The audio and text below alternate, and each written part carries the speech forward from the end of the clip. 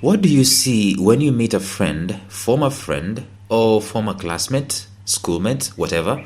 Maybe they were ahead of you or you were ahead of them.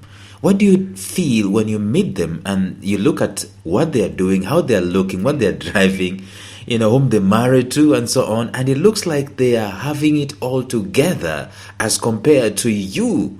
As in that meeting, you go back home and you feel like, I do not have it all together, and this life has dealt me some kind of bad hand or something of that nature. What do you do when you get feedback of that nature in life? And that's what I want us to continue discussing in these episodes, because that's what we've been discussing. This one came to me as an inspiration when Floyd Money Mayweather was fighting Conor McGregor, and I asked myself, what is Iron Mike Tyson thinking when he hears about Floyd Money Mayweather? Stay tuned.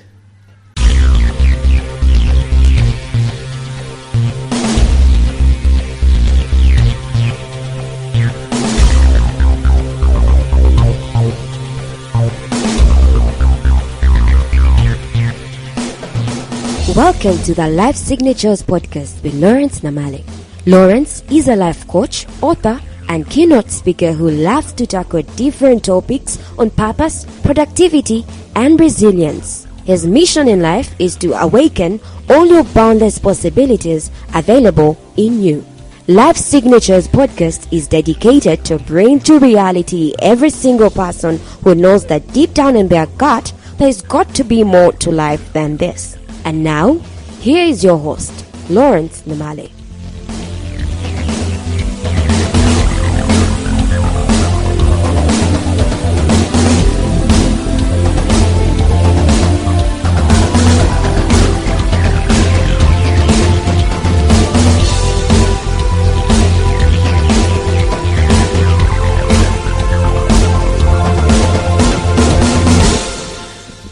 Well, this happened to me just after high school, maybe 5 years or less than 5 years after high school. So what happened to me is that I was in the streets of Nairobi. Actually, I joined a supermarket. I entered into a supermarket in the city of Nairobi. That supermarket was called Nakumatt. And I will never forget this. For as long as I live, I'll never forget this. Right in the supermarket, I meet a guy that we were in class with since Form 1, Form 2, Form 3, Form 4 together. In fact, at some point in time, I was a close friend, he was a deskmate and so on. And this guy looked like he had it all together. He had a suit on, all right? And he had, he's built himself up, his nice body, looking good, looking like. And I asked him, actually it was just about 3 years after high school, I think, or 2 years after high school. I asked him, what's going on? He says he's studying architecture. At that moment in time, I wasn't in university, and that, my friend, is a massive letdown at that moment in time, especially, in fact, even today, when you meet someone, I'm talking about guys who are in high school, primary school, just in this dispensation, when you meet a guy whom you were in high school together and now they're in university and you are not, you feel like this guy is higher than yourself. I mean, you start apologizing for life. That's exactly what I did at that moment in time. I felt like this guy has got it all together. His future is nearly sorted. And the way I was dressed, by the way, was dressed in an overdressed shirt and second hand, and shoes were wanting and so on. But this guy looked like he's got it all together, well trimmed and so on. You guys, that was feedback that was coming into my life. And what we're discussing in these episodes is, yes, we're not supposed to compare ourselves to people. We're not supposed to compete ourselves with other guys. They have their own life, we have our own lives and so on, but yet we cannot escape the fact that when you see someone, you're going to deduce something relating to where you are. You're going to gauge. There's this joke that people normally have on the internet and so on. They normally say that at times when people are asking you, where are you these days? They are kind of looking and gauging to see what kind of respect they can be able to give you. It's not just about finding where you are. It is about how much respect can you earn from me. It goes without saying that even if that's not a general standard way of living, but that's what we do as human beings. But my point is that we can learn from people who are doing much better than what we are doing, and yet we were with them in the same level a few years, few decades back. And we can either learn from them, be inspired by them, or we can become jealous and become apathetic and just feel like we're failures and totally draw a line and just give up on life altogether. That's not what I'm advocating for. I'm saying that yes, you are a sandwich. Yes, there's going to be someone who is much better than you, and yes, there's going to be someone who is worse off than you. You are a sandwich. What you do is to respond or to react or to look at the guy who is doing much better than you and learn from them and be inspired by them. Brian Tracy tells us that if you see someone who has done something, it is a proof, it's an indication that another human being can do the very same thing. So that's what we need to learn from them. And what are some of the things that we can learn from them? The first thing that you said you're going to learn is to be defiant and to say that yes, I know that this guy is in this level, but it gives me an inspiration, it gives me some kind of motivation to know that if he did it, I can do it also. And so you draw a line in the sand and you defy life and you say my life is not going to end like it is like this. You defy life and you say, I'm not going to end a failure, I'm not going to end a drug addict, I'm not going to end a divorcee, I'm not going to end like this. My life can yet be better. So you become defiant and you take steps. That's the second thing. You take appropriate steps to rectify your situation. If you're always eating the third, fourth chapati and now you have a big belly and you see a friend who is ripped and maybe they were worse off than you were a few years ago, you get inspiration from them and you take the necessary action that leads to your productivity. That's the second thing that you do. You don't just take action for the sake of taking. In fact, the third thing that you need to do is to reflect.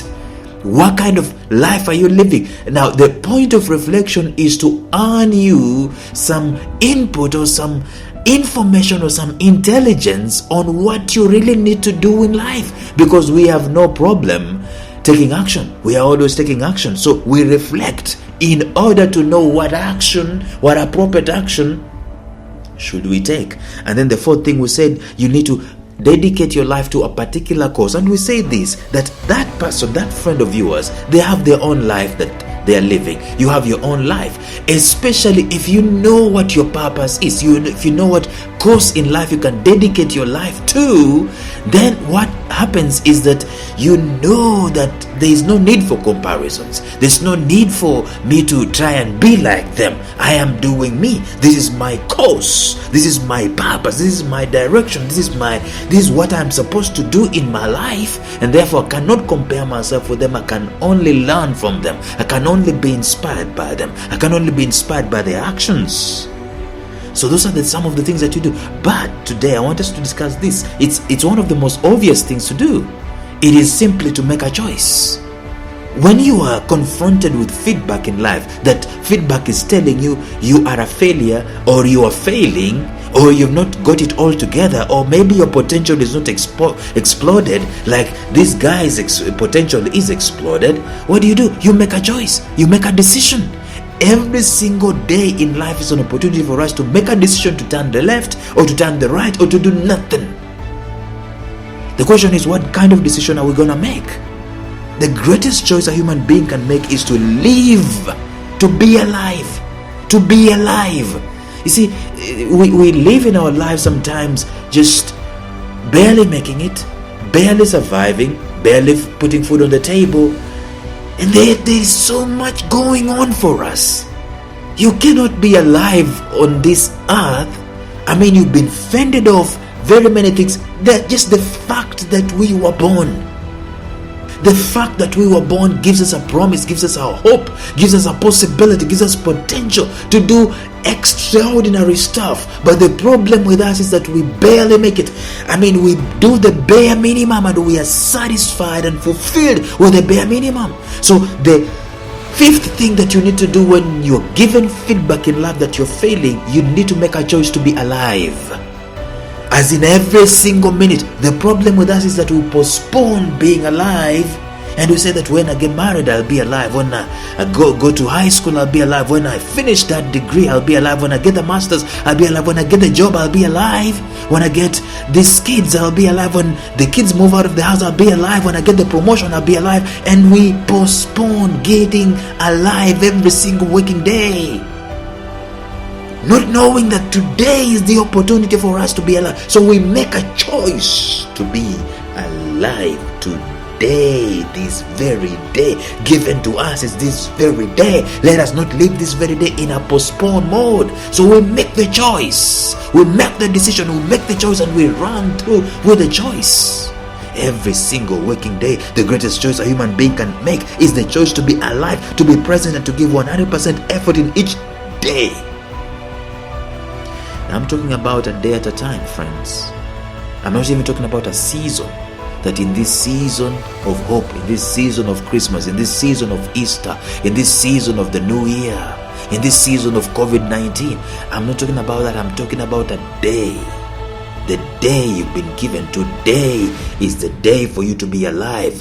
Whom can you forgive today? What can you let go of today? What new skill can you start learning today? How many books can you read today? How much alive can you be? How many smiles can you give? Today is the day you make the decision. And you follow through with that decision. You make a choice to be alive today. The problem is that we are trying to live 100 days at a time, 365 days at a time, or 7 days at a time. We're trying too much. What we need to do is to just look at one day.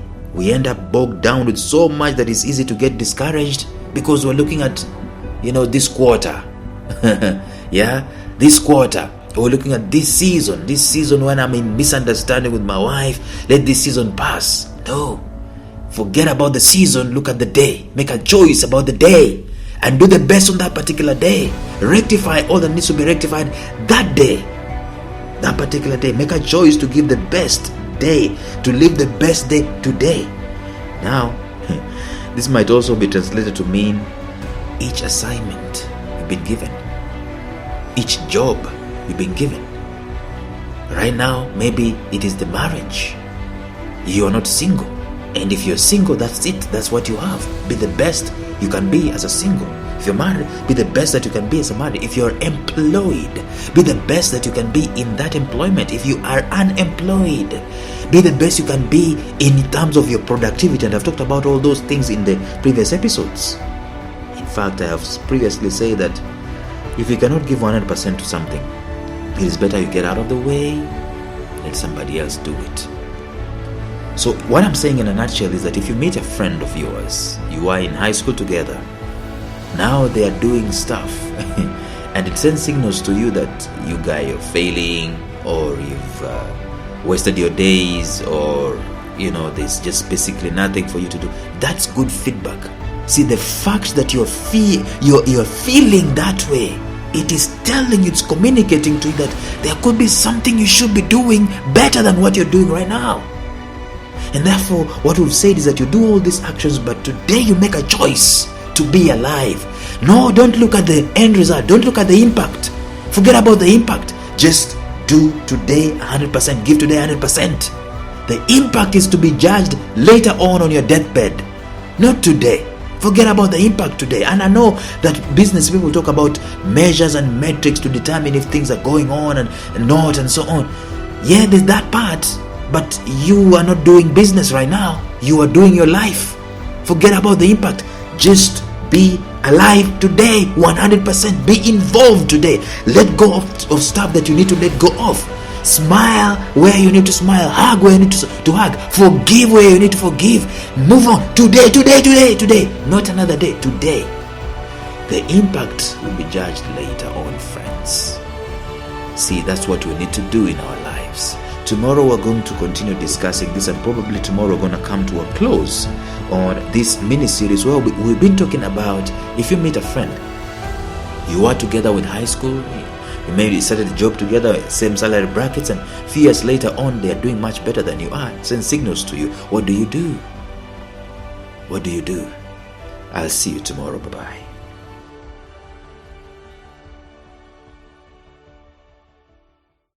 A special shout out to my mentor Jeffrey Howard of Visionary Business University, found at mastermindmentor.com, who has graciously provided me with the soundtrack and the introductory track to this podcast. Thank you, Jeff. Thank you for listening to Life Signatures Radio. If you enjoyed today's show, subscribe to Life Signatures Radio on iTunes, Stitcher, or visit our website at lifesignatures.libsyn.com. Life Signatures Radio, fresh, clean, and inspiring.